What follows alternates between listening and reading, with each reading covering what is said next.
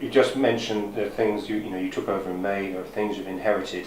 One of the things you inherited was the housing contract with Morrisons. Yes. It doesn't seem to be that a day doesn't go by without complaints, complaint after complaint, to quote one of your own councillors, Terry Hipsey. How are you dealing with this? First thing to say is that in opposition we opposed the single contract, didn't oppose Morrisons, we opposed the whole concept of this single contract because we don't think it's in the best interest of Thurrock.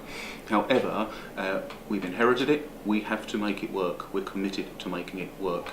In December alone there were 23 separate complaints about Morrisons, about the standard of work, about the timeliness of appointments not being made.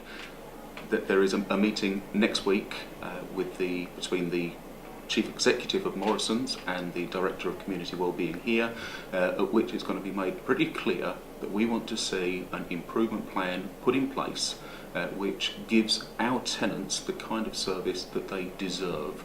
And I have no hesitation in saying that if that improvement plan isn't put in place or doesn't work, then we will have to look at what pretty dramatic steps we have to take to ensure that residents get the service that they need.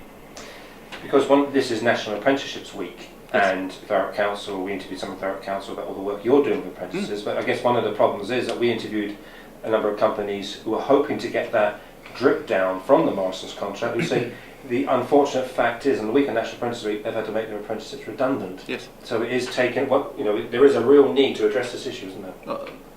The case is unanswerable. Local business aren't getting the kind of work that they need and were promised. Apprenticeships are suffering, and tenants aren't getting the service they deserve. It cannot be allowed to go on.